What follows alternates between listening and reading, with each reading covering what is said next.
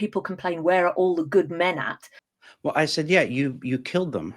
I said, first you aborted them, then you prevented their birth through contraception, and then you've been emasculating them stage by stage, primarily through public school and media. And the ones that you haven't completely killed or emasculated, you sent off to wars that didn't have to be fought. And then when men come home and they're shattered by war and they're lost and disoriented, and they are absolutely ripe to discover the Logos, the Word made flesh, the God-man, we bring them to church where the music ministry is singing variations of Jesus is My Girlfriend.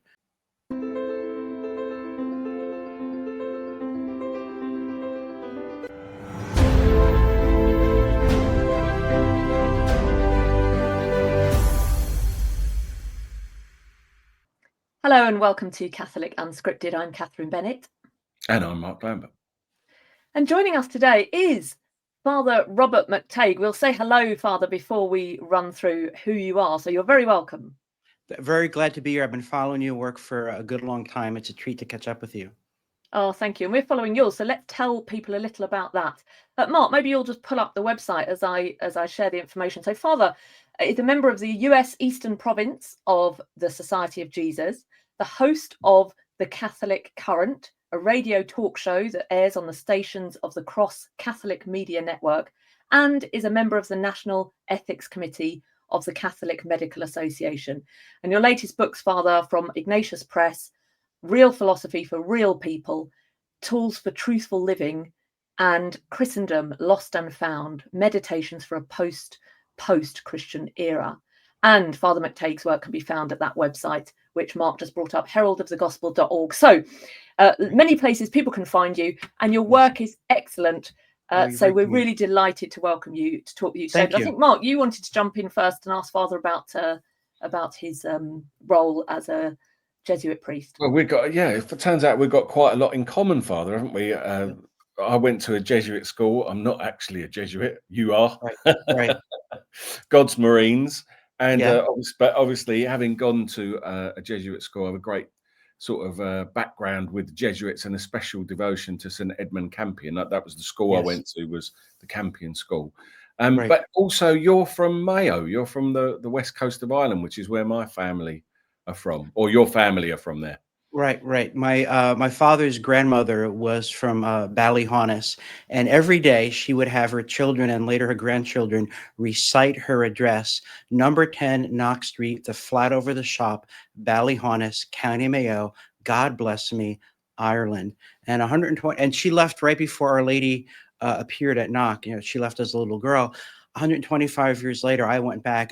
I too went to a Jesuit school. I went to Heathrow College in London to study theology from 1994 to 1996. It was in the Kensington area of London, and I was able to make it over there to Ireland. It was a great grace for me. Excellent stuff. Why did you choose the Jesuit order? Was it because of an experience you had as a young man? What was it that made you choose the Society of Jesus? I was in doctoral studies at the Catholic University of America as a layman in philosophy, working in the business world. And I met a newly ordained Jesuit priest named Father Robert Spitzer. And we were in doctoral studies together. We had the same mentor, wrote our dissertations under him. And I kept telling Father Spitzer, the business world doesn't have any appeal for me. Academia is not enough. There's got to be something else, a something more. And he introduced me to the late Jesuit Father Thomas King. I met with Father King, and he said, you've thought about the important questions, and you probably thought about them better than most people have, but it's not clear to me that you've prayed over the questions. So I made an 8-day retreat with him based on the spiritual exercise of St. Ignatius Loyola. And St. Ignatius just swept me off my feet. His vision of distinguishing oneself in the service of Christ the King, I looked at that and I said, how could you understand this and not want it? So it was because of St. Ignatius to excel in the service of Christ the King, to give your all, and above all, to help souls. That just won my heart. I celebrated 35 years in the Society of Jesus this August on the Solemnity of the Assumption. I haven't lived my vocation perfectly. I am a sinner, but I've never regretted joining. And you've worked as a parish priest, you worked in parishes over the years. And what led you to the position you're in now, where you're doing this ministry, reaching out to people on YouTube and on radio? Well, on the air, I like to refer to myself as a recovering academic. I spent most of my Jesuit life teaching at universities and seminaries at the graduate, undergraduate level, philosophy and theology. And I loved teaching until I didn't, and I made a discernment. I think it's time to do something else. I think when I started to interrupt my lectures with the observation, this is the part where you write down what I say, and students would look at me in bewilderment and later look at me in indignation. I said, I think I need to do something different. I found myself in Buffalo, New York, teaching at a seminary, and got involved with the local Carmelite monastery. And while I was there, I met Jim Wright, who's the president of the Station of the Cross Catholic Media Network. We became friends. He asked me to once a week host a call-in show. He said, "You seem to be a natural for this sort of thing. Why don't you have a go at it?" And it's been 7 years this August. And I found that my experience in doing research and teaching, even with spiritual direction, being a good listener, teaching rhetoric and homiletics, all that folded in very nicely. And I have an opportunity to restore the lost art of intelligent conversation. And Jim Wright has given me a blank check. He said, "It's your program, your show, no forbidden topics, no forbidden guests." And he's lived that for 7 years. It's exhausting work. It's demanding work, as you know. And sometimes I have a lot of fun with it. But the feedback is we're helping souls, and we're offering something on the Catholic Current that isn't offered in very many other places on the air in the United States. We've got obviously a connection with Joe McLean. Right. Like, we sort of go on his show and he comes on our show. We met him in Tennessee earlier this year, both Catherine and I, didn't we, Catherine? And Right. Yeah. get on like house Yeah, on he's fire. I lovely. really like Joe. Yeah. Yeah, Yeah. Joe's very good. Father, you and I share a background in teaching, and I was very interested to read a piece you've just written for the New Oxford Review.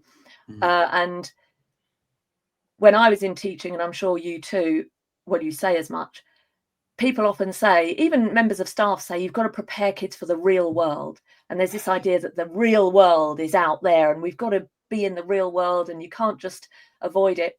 And I think the point you argue in this article, which is absolutely fabulously written, by the way, Thank you. and it's such an interesting point.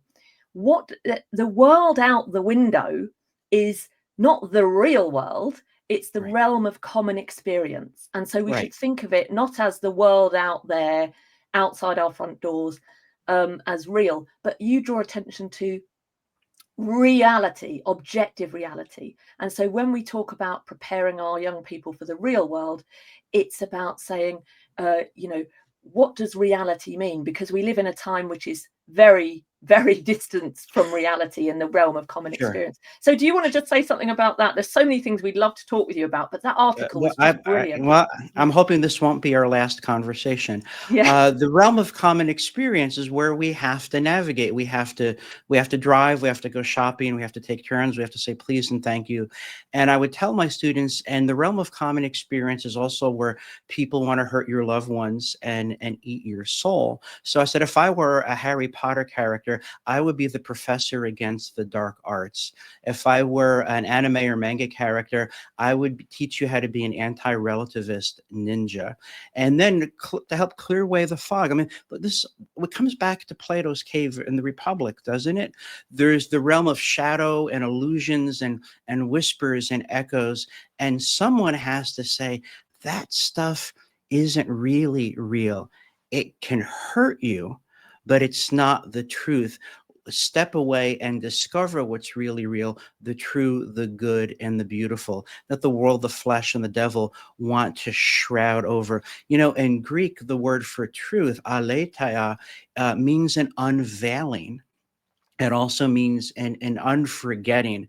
And so I want to help people discover the truth through the tools of reason and grace. And sadly, we live in a world that wants to work against that. Because if you're involved in the true, the good, and the beautiful, you're not becoming addicted to things and you're not buying things.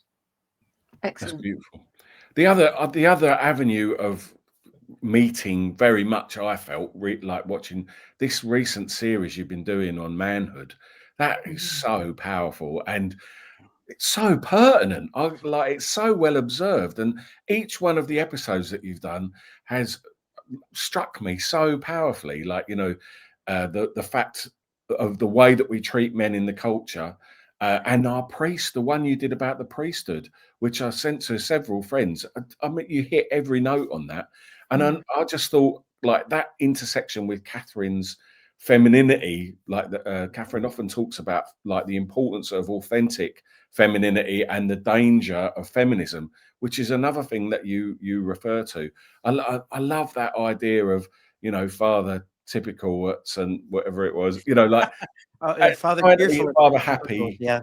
Yeah, trying Yeah, to be all things to all men, and sort of worshipping the bearded lady who's only ever nice to everyone, not right, Jesus on the cross, who understands what it means to shoulder, to deal with enemies, to take the stripes of the whip, and right. such powerful message, Father. And it spoke to you, Father, just briefly, it spoke to you, Mark, as a man, and it spoke to me as a woman, because you open with a question in one of your talks: where are people complain, where are all the good men at? And that's what I hear from a lot of my female friends. And you give a fantastic answer into that. Well, I said, yeah, you killed them. I said, first you aborted them, then you prevented their birth through contraception, and then you've been emasculating them stage by stage, primarily through public school and media. And the ones that you haven't completely killed or emasculated, you sent off to wars that didn't have to be fought. And then when men come home and they're shattered by war and they're lost and disoriented, and they are absolutely ripe to discover the Logos, the Word made flesh, the God-man, we bring them to church where the music ministry is singing variations of Jesus is my girlfriend. That's monstrous. It's horrifying. I've seen the terrible cost myself. I've banged my head against a lot of brick walls trying to sound the alarm. And then I started to make this series of videos, and the response has been astonishing. The comments on YouTube, the emails the website gets, some of them moved me to tears. There are men who have been isolated in their anguish for years and decades. And the perennial wisdom of the church can heal them on the condition that we let it out.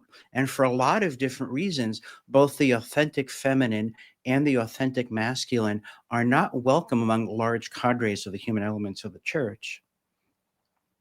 Why is it? How have we ended up here? It feels like a dream, that's led us to a position where we don't even understand what a man or a woman is. We're unable to, like, how broken is our society? And it worries me so much as a father of sons and daughters that Right. we haven't, the one place you would expect to have an answer to those questions is the church. It's as someone who studied theology, like, the anthropological dimension to that, it's just so far at odds with this LGBT culture. They're diametrically opposed to each other, Father, aren't they? Well, I very much unexpectedly found myself in medical ethics. My area of specialty in my training was metaphysics and natural theology, but I spent a year as a chaplain in a trauma center in a major urban hospital. And when I got to university, they said, right, you're doing medical ethics now. And one of the things that I discovered, looking at the culture, looking at the science, et cetera, was that apparently the ultimate desideratum, the ultimate greatest good that culture is striving for, is to have sex without consequence. Mm. We want to trivialize, denature, and make irrelevant sex so that we can have as much sexual pleasure as possible. And sometimes we do it in obvious and gross and vulgar ways. And sometimes we do it cloaked in academic, while wearing academic regalia and using academic postmodern terms. But a lot of what's driving the destruction between of authentic male and female is the rejection of the sixth commandment.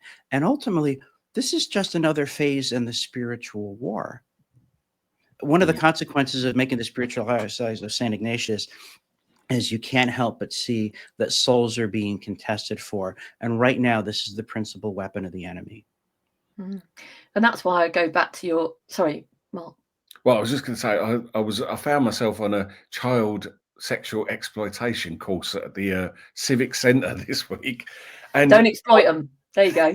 yeah, it was that Cut it was out. basically my response to the whole course. But as we were going through it, the really lovely lady who was giving the lecture, you know, I was just giving Catholic answers. It's like we've abandoned morality, you know, Mm. and I didn't say, well, the Catholic Church teaches, but I was just the discussions that we got into.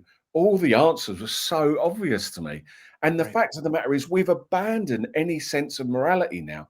We equate morality, moral rectitude, with law. So if something like abortion is lawful, that means it's a moral good, as far as the vast majority of people understand. Yeah. And that is a massive failure of the church You to know, speak to slavery the used to be culture. lawful too, Say that right? Sorry? again, Bob.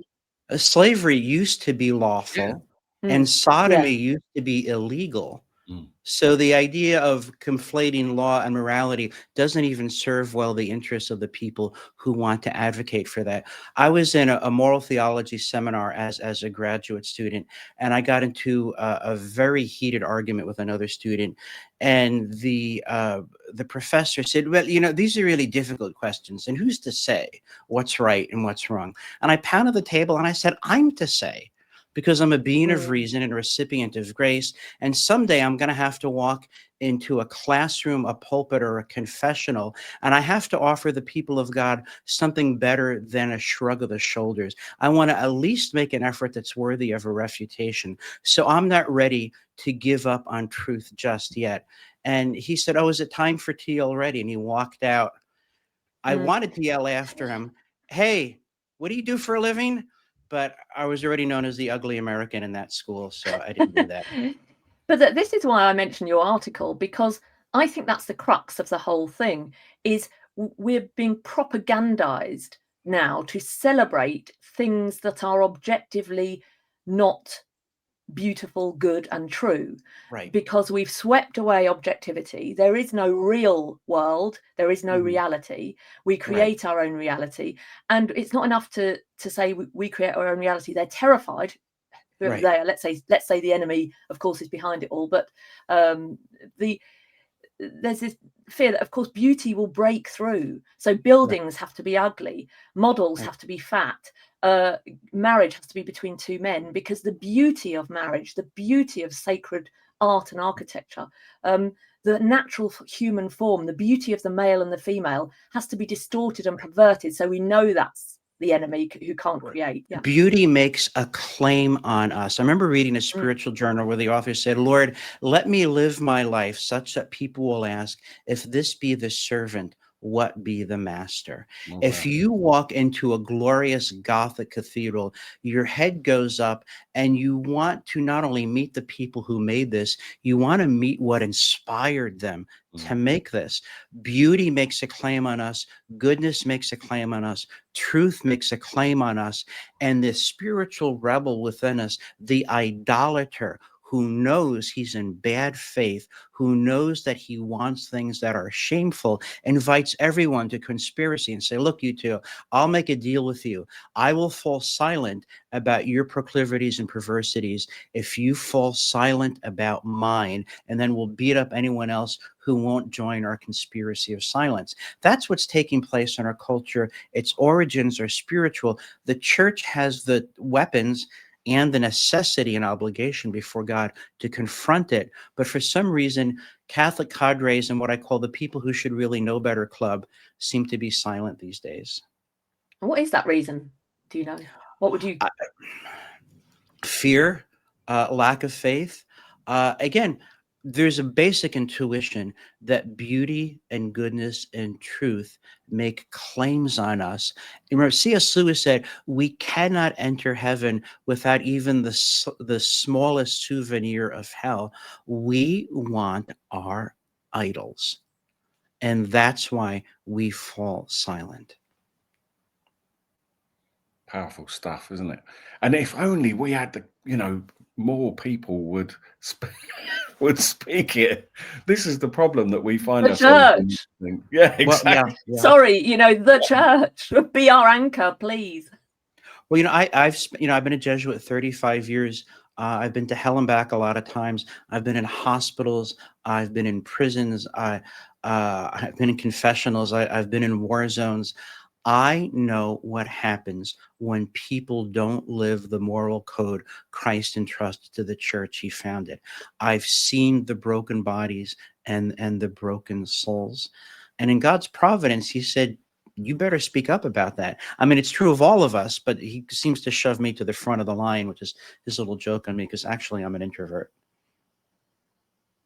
It feels very much like you can't get promoted to the episcopacy these days unless you are prepared to be complicit with the silence in some ways, which is one of the biggest puzzles. I'm in touch with my bishop, and certainly when he was, he's been in post for When he about doesn't see you coming. but he's ever so good. Catherine, because I'll Yeah. tell you that, like, he's very friendly and always says hello. When he first came, he was really, strangely, I thought he said to me, "Oh, thank God, you're here, because I'm not a theologian or anything." And I thought, blimey, if we can't rely on you for teaching, why are you the bishop? But in any case, he sort of made this overpass that he'd be, relying on me for information. But a lot of the things that he's done seem to be in direct contradiction to the advice or the information that I've provided him with. And, I think he's come to the end of his term now, and he's like, oh, I haven't really done very much. And he hasn't, and except upset a lot of people, as far as I can figure out, and diminished the diocese, to quite some extent. But I think he was put in place because he's not Marmite. You know what I mean? He's just very grey. A phrase I wish I had coined, I didn't, was called the business of churchianity. And very often we lose our sacred sense of mission.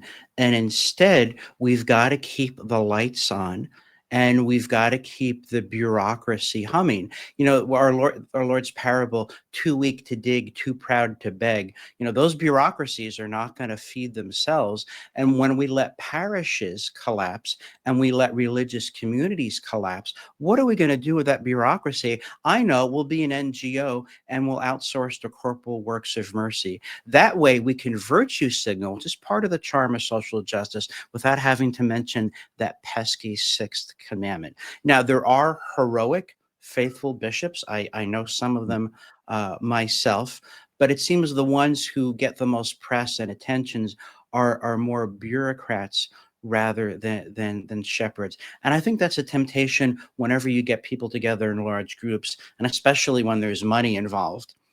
Then there's a temptation to set up a bureaucracy rather than have a vivid sense of mission.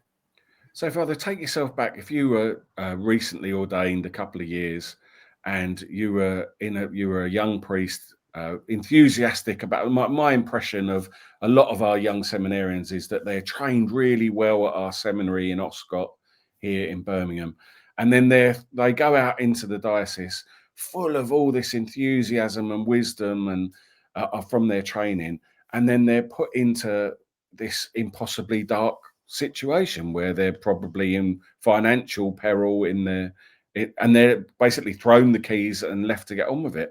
Or they're in a situation, and this is what I'd like to speak to. Say you were a young, enthusiastic priest and your bishop put you in as a curate with a pastor who was basically diametrically opposed to everything you believed in.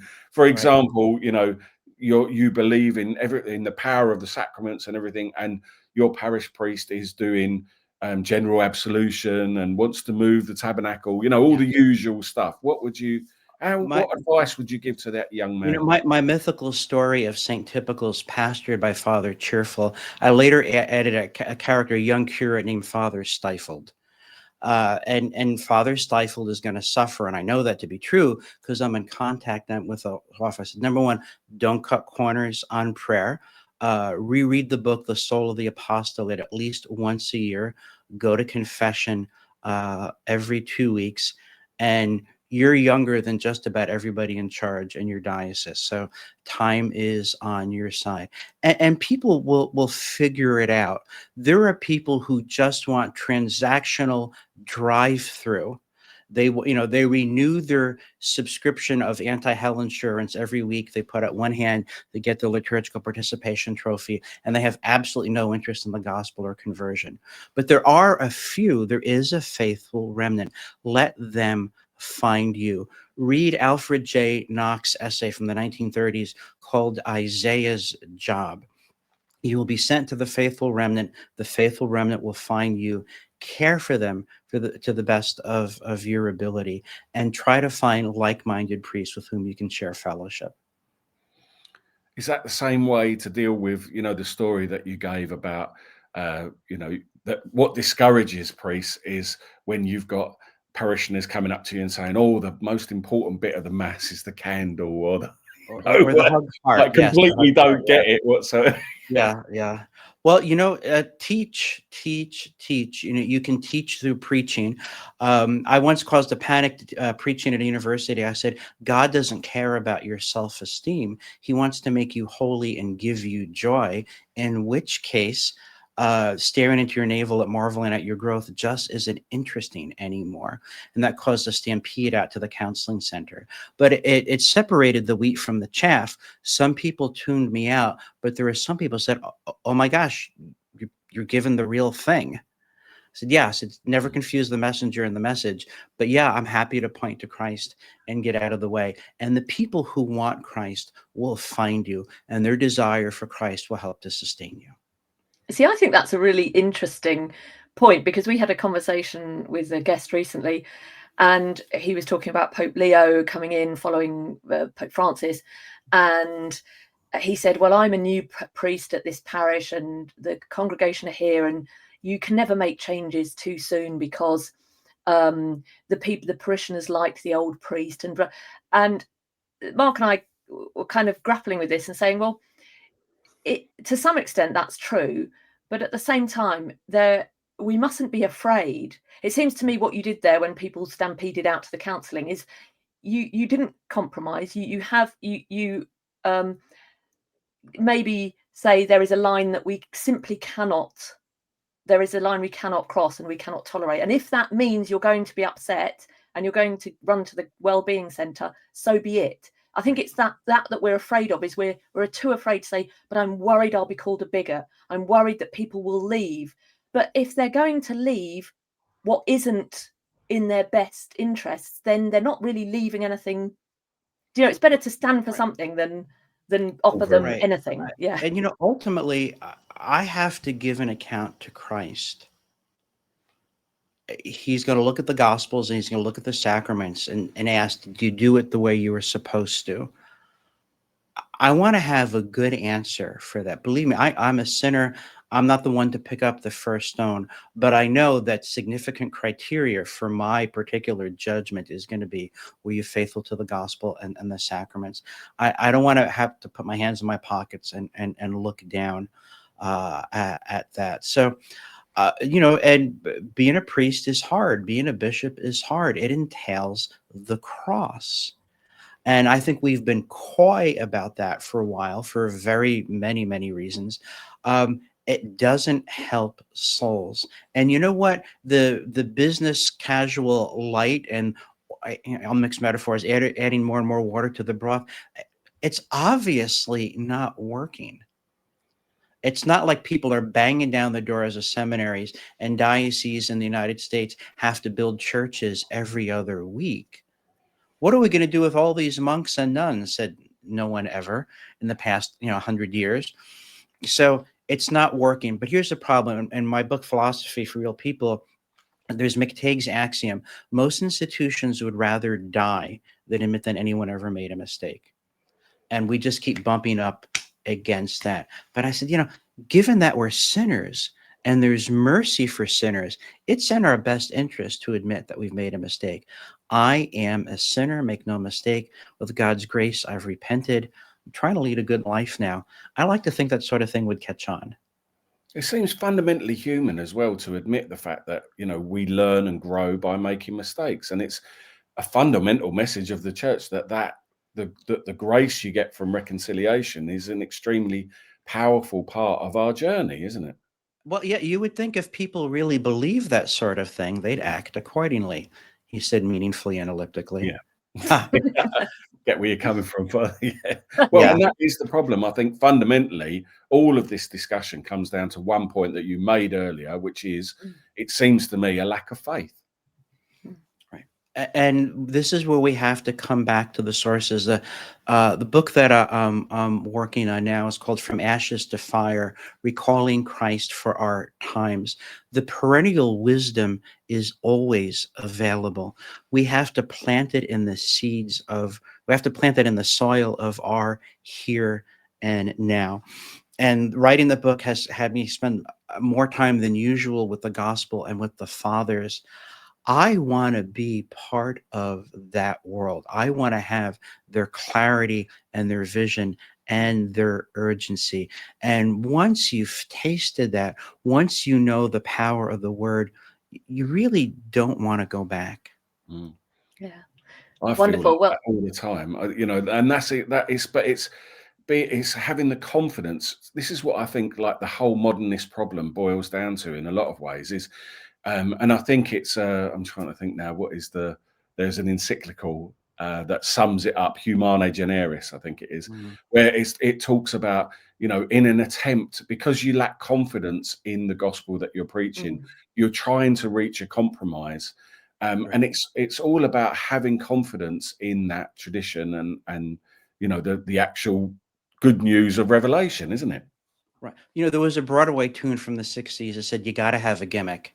Right? If you no longer think that Christ is compelling, and maybe you don't think that because you can't live it, then you're going to have some other shtick, some other game or angle.